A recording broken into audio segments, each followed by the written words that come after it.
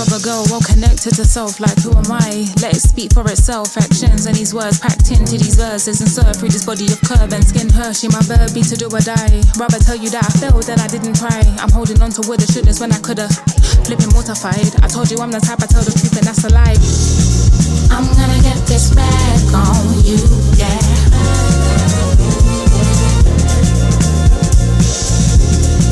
I'm gonna get this back on you, yeah. Green light, green light, green light, green light. And now for Greenlight, it's a funny story. So we were reaching out to Annie because we're huge fans of hers. Just her vibe and her productions and everything in general. And then luckily the management answered and they were like, yeah, she's down to do something with you. We were freaked out because usually you know how it is when you like send out artists you like, there's like, I don't know, a 0.1 chance they get back to you. Like, especially when it's pre-recorded, you know? Yeah. And then she was like, yeah, we wanted to go to London in the beginning, but then it was just easier to fly her into Berlin. So we linked up with her, she came to Berlin, and then, we just got to know each other and jammed a bit. And in the end, we like had, I don't know, 3-4 ideas down. And then... basically, we did something for her too. Yeah, we trying to like have a session for us, exchange kind of. Yeah, and for her, which is beautiful. So we started like doing stuff for her, which she's still working on. And then in the end, we showed her demos we already recorded where we want her on. And then we chose like 4 or 5 ideas where we could like hear her on. But then she liked none of them for her. And then we showed her other stuff from the album and she was like, oh, this tune. And for us, like Greenlight was like, what was it called? The drummer. Tony Allen. Yeah, we named Tony before because of the group. Yeah. And then she was like, oh, this tune, that's special. Let me hop on this one. And then we were like, okay. We always saw this as an instrumental song, but then she completely smashed it and like started writing and we were all like, okay, is she okay? Because she was just looking on her phone and she was like, yeah, I got it. Okay. And then she just like stepped in the booth and started recording and we were all like, yo, this is crazy. And from there on, she just like wrote all the verses, all the choruses. No, we never played in the States before. It's the first States run ever. So I'm coming with open arms and no expectations at all.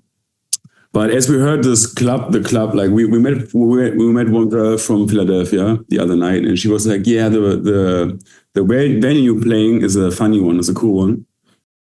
When we play those shows, like the small ones, where it's like, you know, you have to get this there, and everything is like super packed, like super close on the band is super close together. I love it. It's mostly the best shows we play. There's a special energy to this because it's like it's a first. And it's like very, it's just like exciting for everybody. Like, you know, like it's like a virgin voyage. How do you call that? You know what I mean? It's also a good question. I don't know. I think so. I think it's different for all of 3 of us, I think. Yeah, but I think like if we actually overlook it, there is a jazz lens which we also don't want to have sometimes, but it's there anyway. You know what I mean? Before we do anything, it's always like, this is this. But in the end, it's just, I think, just about if it vibrates with us. Yeah. I think what helps is that we are all into kind of different music privately. So we have some stuff we all agree on, but like, yeah, but there's music I listen to that he completely hates, like he would never, you know. And I think that, I guess, helps to find a way to, you know, to get a kind of a compromise of what we are doing, but satisfying everybody's needs at the same time. Maybe that does something, but I'm not sure. I can't tell. I also think that in the writing process, of course, like stuff we start with, if it's a beat or something, reminds us of certain artists or people we look up to. But I think we're doing really good, or like having this period right now where we find us in all of that, and where we like, okay, for example, if we talk about Rich Walk, I think that's the last single which came out. It's also with guitar, where it's like, okay, I can't really say I know another artist doing this kind of music.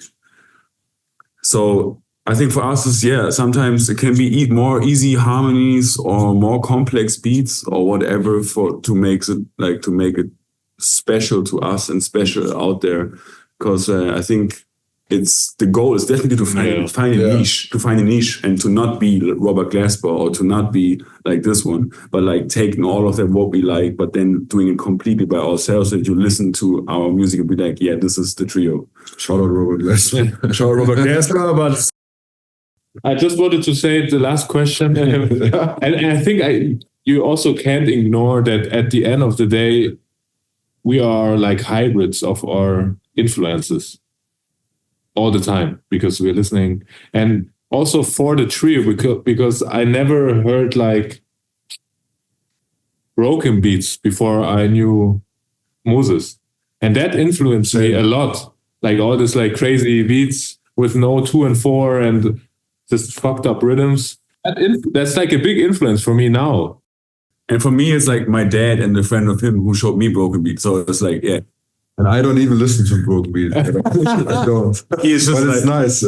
He's like, well, what's all that like music where like, where's the one that it's like karate? I mean, I obviously connect with all the songs, but I never asked myself this question, to be honest. It's a good one though. It's a good question. Wait, let me think if it's okay. I have mine directly, my favorite. Yeah. It changes, you know. It changes. Like sometimes, like because I listen to the album actually all the time, like since we recorded it, and it changes. It's definitely, there's one track on it, it's called Gemini, which I kind of connect different to because I play guitar on there, and there's like a guitar solo, and there's because like, of the guitar. yeah, no, but like it's for me. No, you know what I mean. It's like a guitar, and it's special for us because we didn't have it. I agree with Roman that it depends on the mood. For me personally, because it's, I don't know. For me, it's like a book with like a lot of vibes and stories. I don't know how to call it. So it depends on the mood. I had like moments with every song, I have to say. Yeah. I think where's the guitar? My first my favorite song is the first half of Show Me House. Yeah, you can't know because it's this track it's not out yet. But there's a solo. There's a solo, but I don't like solo too much, honestly. It's more the first part for me, where it's like, I don't know. I've never heard the trio in this setup. I don't know. It's simple and emotional, and I don't know. It's a vibe. Really resonates with me. Yeah. You mean in a musical context?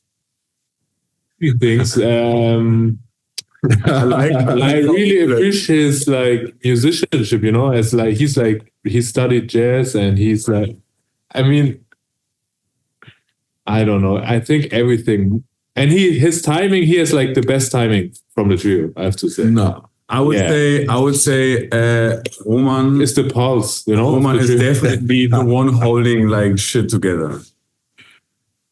He's not doing it because he's doing it because he's sometimes the only one who's actually like. We can all go crazy, but then he has to hold it. I'm just going crazy and try to risk my life, but he's there, you know. I mean, I think it's important that we both risk it. But if all three would risk it, then the chance of failing would probably get. Like, for me, it was interesting also being introduced into the music that he's into since a long time as a DJ or a producer. I was never listening to bass music or broken beats. And so that for sure, that changed or like shaped our sound for sure. And also just the willingness to find, or like the ambition to find something that's just like sound wise, especially like a sound design kind of approach. That's something that is kind of new to us also, you know, in order to get the music sound interesting, you know what I mean? So like not repeat, like not be too influenced from other albums, which is because for me what was always like, I have to like this album is great and blah blah. And then he sometimes, I don't know, and I was like, what, you don't know this record? And in the beginning I was like, what the fuck, you should know the record. But then I learned actually this is it's kind of nice because you're just doing your thing, and that's what I really appreciate. Thank you, bro. Yes. Yeah, I like how Noah is hitting with the sticks. Oh my god. I could like talk like probably an hour about Noah's playing. I think, yeah. Oh, this is like you making us like emotionally talking about each other, but maybe it's good. We never do that.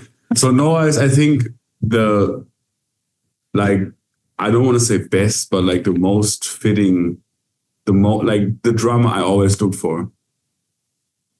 And like the creativity with never stops, I think, and the super long phrases and like, I don't know, the spontaneousness and everything about his playing and the dynamics and the timing. I could go on for that for like half an hour. It's for me like mind blowing, and I've never like played with a drummer like him, and I can't really imagine doing anything with another drummer anymore in my life, I guess. Yeah.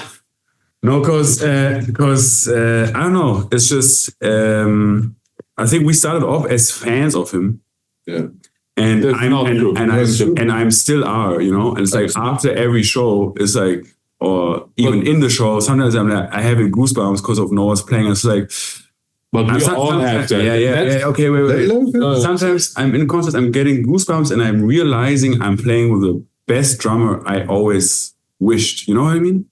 It's just crazy. I'm just a big ass fan, and it's like, it's so much fun to lean back and sit and just let him play, and then everything what I play is also sounding much better.